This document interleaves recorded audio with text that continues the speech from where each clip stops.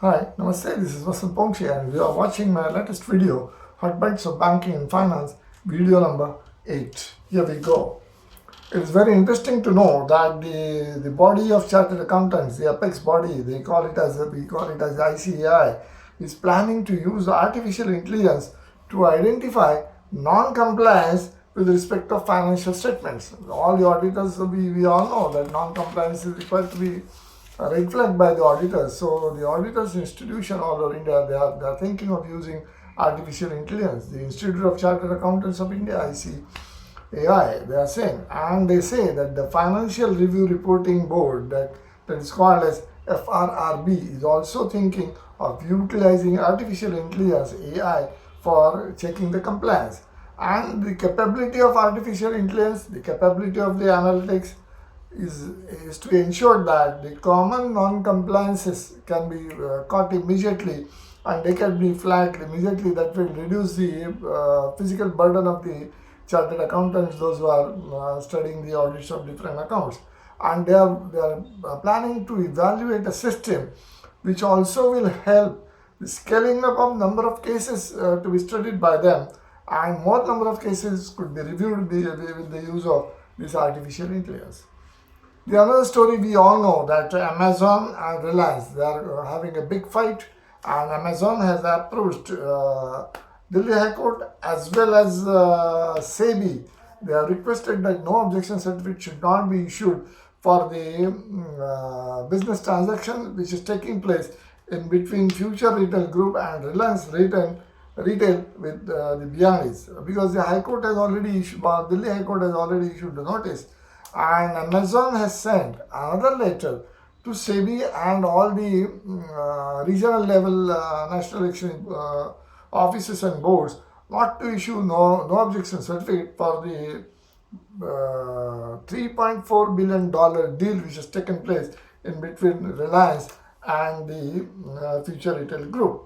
And this Moses-led company, Amazon, it has said that it will be harmful to them if the exchange boards are issuing no objection certificates for these transactions, because Delhi High Court has already entertained the petition filed by the Amazon. Paytm, we all know, and the UBS Group, AG Group, it is planning to invest around $4 million in Paytm. And they all know, because India is going to be the second largest populous country which will be using digitalized payment system, and banking will shift to these different platforms.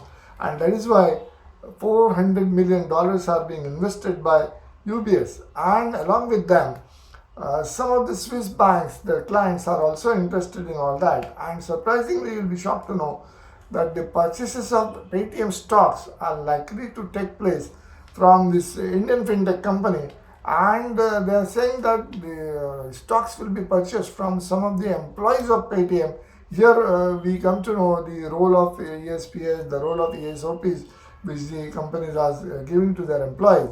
And it is interesting to know that the Jack Ma, big company and the international group, which had valued the Paytm last year only to the extent of $16 billion, and that is going to help the Paytm, and that is how the UBS will invest to the extent of $400 million. And we all know that Google Play, Walmart Insurance, PhonePe, Facebook, WhatsApp payments, all these competitors are there, and in spite of that, Paytm is getting a good boost. The another story is about the MSME and the non-performing MSME. We all know that DPD, they call it as a days post due, 90 days post due, DPD. The figures are indicating that the higher overdue levels are seen in the MSME sector of banking in India, and it was expected that the sector would show NPS to the extent of 11.7%, but now it is estimated that it would go to 12.5%, and surprisingly they are also expecting that the retail NPAs in the banking system will go beyond 3.5% when it was estimated to have only 3%. Now, surprisingly, you'll be happy to note that RBI has intervened. RBI has given a red flag. You all might be remembering that during the period 1718, when the government of India gave the capital to different banks, they used the bonds with a zero coupon rate. It was very innovative. At that time, they were thinking that they want to save the interest burden on the government, and that is why zero coupon bond rates were issued. And the first tranche was issued for the Punjab and Sindh Bank to the extent of 5,500 crores. And the maturity was, different maturities were there, 6 different maturities were there.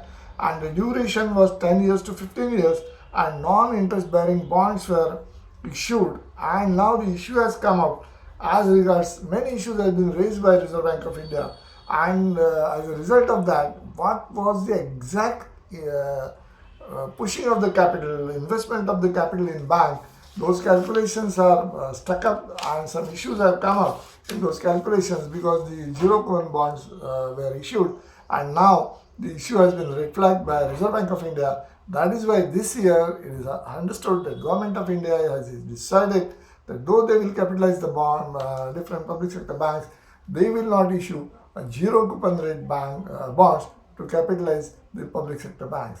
With this, I conclude this video. Thank you for watching. If you like it, forward my videos to your friends. Thank you so much. Thanks again.